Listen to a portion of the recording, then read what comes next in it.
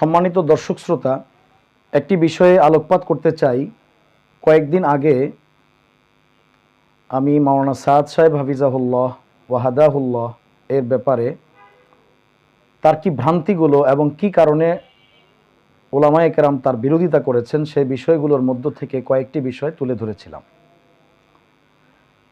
সে বিষয়ে এক ভাই মন্তব্য করতে গিয়ে লিখেছেন, মাওলানা সাদ সাহেবের ভুল হচ্ছে উনি কোরআন শরীফ বিক্রি করে না, নামাজ পড়ে টাকা নেয় না, ওয়াজ করে টাকা নেয় না। ওনার ভুল এটাই, সমস্ত সাহাবী নবী পয়গম্বর দিন শিক্ষা দিয়ে টাকা খায় নাই, হেদায়াতের বিনিময়ে কোনো কিছু গ্রহণ করে নাই, যা কিছু নেওয়া আল্লাহর কাছ থেকে নেয়। এটাই হচ্ছে মাওলানা সাদ সাহেব ও তার অনুসারীদের নিয়ম। তারা এভাবেই চলে, নবী ও সাহাবীরা যেভাবে চলেছে আপনারা তো তার উল্টাটা সবই করেন। নামাজ পড়ে টাকা নেন, ইমামতি করে টাকা নেন, কোরআন শিক্ষা দিয়ে টাকা নেন, মানুষের বাসায় ওয়াজ করে টাকা নেন। এগুলো সবই হারাম, কোরআন বলেছে, হাদিসেও বলা আছে।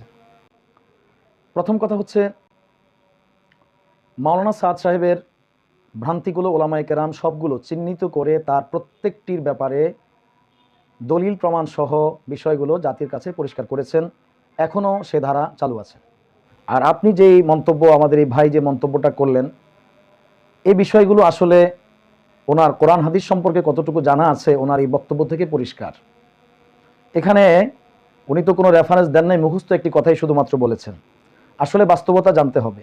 এই জাতীয় যে বিষয়গুলো তিনি উত্থাপন করেছেন, এটা আসলে এই বিষয়গুলো মাওলানা সাদ সাহেবের জন্মের আগেই ওলামায়ে কেরাম, মুস্তাহিদিন, ফোকাহায়ে কেরাম এই বিষয়গুলো চূড়ান্ত করেছেন। এটা এমন কোনো বিষয় নয় যে মাওলানা সাদ সাহেবের সঙ্গে ওলামায়ে কেরামের দ্বন্দ্ব বা মতপার্থক্য হওয়ার পর থেকেই ওনারা এই জাতীয় কোনো সিদ্ধান্ত করেছেন। ইমামতি করে টাকা নেওয়া, আজান দিয়ে টাকা নেওয়া বা এই ধরনের কোনো বেতন পারিশ্রমিক গ্রহণ করার যে বিষয়টি আপনি উত্থাপন করেছেন, এটি আসলে মাওলানা সাদ সাহেব হাফিজাহুল্লাহ বা হাদাহুল্লাহ এর জন্মের আগেই বিষয়গুলো চূড়ান্ত করা।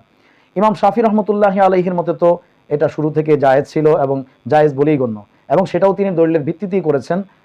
বুখারী এবং তিরমিজি শরীফে সাইয়্যিদুনা আবু সাঈদ খুদরী রাদিয়াল্লাহু তাআলা আনহু এর সূত্রে বর্ণিত এক লম্বা বর্ণনার মধ্যে সেখানে সাহাবী কর্তৃক গোত্রপতিকে ঝাড়ফুঁক করে কোরআনের আয়াত দিয়ে এবং সূরা ফাতিহা দিয়ে ঝাড়ফুঁক করে তাদের কাছ থেকে বিনিময় গ্রহণ করার বিষয়টি নবীজি সমর্থন করলেন, এবং সেই বর্ণনার ভিত্তিতে ইমাম শাফি রাহিমাহুল্লাহ এটাকে বৈধ বলেছেন।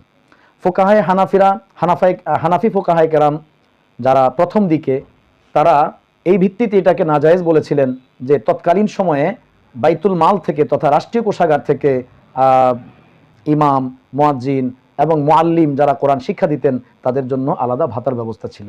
কিন্তু যখন ইসলামী খেলাফা ধ্বংস হয়ে যায় তখন এই ব্যবস্থা বন্ধ হয়ে যায়। কাজে আপনি যদি চিন্তা করে থাকেন তাহলে পূর্বে কিন্তু এই ব্যবস্থা পূর্ব থেকে নববী যুগ থেকে চালু ছিল। এই বিষয়টা নিশ্চয়ই হয়তো আপনার ধারণায় ছিল না, সেজন্য এমন মন্তব্য করেছেন, বিষয়টা স্পষ্ট বলেই মনে হয়। তাহলে নববী যুগে বা নবী যুগের পরে সাহাবায়ে কেরাম, খোলাফায়ে রাশিদিন এবং তাদের পরবর্তী যুগে যতদিন ইসলামী খেলাফা ছিল, খেলাফতের পক্ষ থেকে রাষ্ট্রীয় তহবিল থেকে তাদেরকে ভাতা দেওয়ার ব্যবস্থা ছিল। পরবর্তীতে খেলাফা ধ্বংস হয়ে যাওয়ার পর ইসলামী ব্যবস্থাপনা বা খেলাফত ব্যবস্থা না থাকার কারণে এই ব্যবস্থাটাও বন্ধ হয়ে যায়। এ কারণে মুতাআখিরিন, পরবর্তী ফুকাহায়ে কেরাম দ্বীনি গুরুত্বপূর্ণ জরুরতকে সামনে রেখে, যেহেতু পূর্বে রাষ্ট্রীয় কোষাগার থেকে ভাতা দেওয়া হতো, তাই এই জনগণের কাছ থেকে এই ভাতার ব্যবস্থা তারা করেছেন। কাজে এটা পূর্বে ছিল না, বিষয়টি এমন নয়।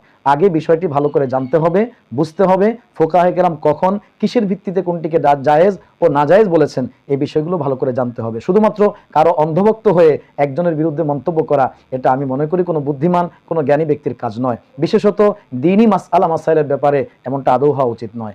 আপনি মাওলানা সাদ সাহেব হাফিজাহুল্লাহকে ভালোবাসেন, আমরাও তাকে খারাপ মনে করি না। আমাদের সঙ্গে তার বিরোধ ব্যক্তির সঙ্গে নয়, মাসআলাগত দ্বীনি আকীদা এবং দ্বীনি বিষয়ের সঙ্গে তার সঙ্গে আমাদের বিরোধটি। কাজে এই বিষয়টি বুঝতে হবে।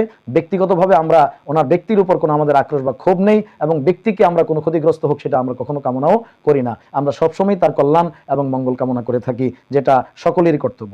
কাজে এই জাতীয় মাসাইলের বিষয়ে অনুমান ভিত্তিক কোনো মন্তব্য না করে, বরং সমস্ত ওলামায়ে কেরাম যে পক্ষ বা যে বিষয়টি অনুধাবন করেছেন সেটাকে মেনে নেওয়াটাই একজন সাধারণ মুসলমানের জন্য শ্রেয় এবং উত্তম।